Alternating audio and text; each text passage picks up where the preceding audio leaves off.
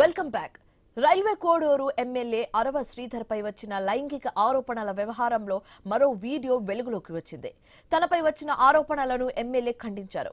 Fake వీడియోలతో దుష్ప్రచారం చేస్తున్నారని ఆరోపించారు.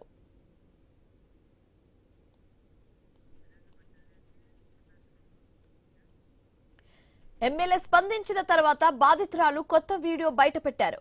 తనతో చాటింగ్ చేస్తూ టీడీపీ ఇన్ఛార్జ్ ముక్క రూపానందరెడ్డిని కూడా చూపిస్తున్న వీడియో బయటకు వచ్చింది. ఇదే అంశానికి సంబంధించి మరింత తాజా సమాచారం మా కరెస్పాండెంట్ ప్రసాద్ శర్మ అందిస్తారు ఫోన్ ద్వారా. ప్రసాద్, శివాని, నిన్నటి నుంచి ఏదైతే వివాదాస్పదంగా మారిందో రైల్వే కోడూరు ఎమ్మెల్యే రాసలీల వ్యవహారం గంట గంటకు కొత్త మలుపు తిరుగుతుందని చెప్పాలి. నిన్న మధ్యాహ్నం ఎమ్మెల్యేతో జరిగినటువంటి కొంతకాలం గడిపినటువంటి కారణాల వల్ల తాను నష్టపోయాను, మోసపోయాను, తర్వాత 5 సార్లు తాను అభాషణ చేసుకున్నానని చెప్పినటువంటి మహిళ కొన్ని వీడియోలు కూడా విడుదల చేయడం జరిగింది.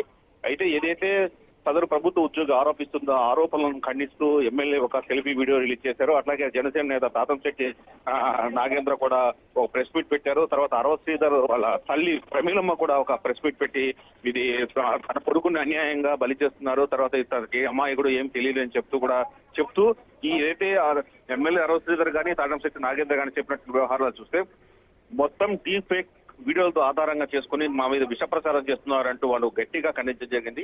అయితే ఈ వీడియో వచ్చినటువంటి కొద్ది గంటల్లోనే తిరిగి ఎవరైతే ప్రభుత్వ మహిళా ఉద్యోగం ఉందో తాను ఎటువంటి మార్పింగ్ చేసిన వీడియోలు కాదు, ఇది డీప్ ఫేక్ అసలు వీడియో కాదు, అసలు వీడియోలు అంటూ కొత్త వీడియోను మనకు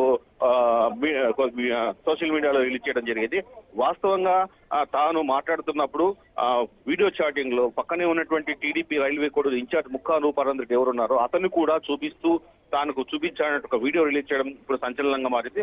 మొత్తానికి నిన్నటి నుంచి ఏదైతే జనవరి 6కు ముందు జరిగినటువంటి అనేక సంఘటనలకు సంబంధించిన వీడియోలు ఏదైతే సదరు ప్రభుత్వ మహిళా ఉద్యోగి ఉందో వాటిని మీడియాకు రిలీజ్ చేశారో లేకపోతే సోషల్ మీడియాలో ఉంచారో అదే వీడియోలో సంబంధించి తాను కట్టుబడి ఉన్నానని కూడా పరోక్షంగా చెప్తున్నట్టు మనకు తెలుస్తుంది. Shivani, right, thank you Prasad.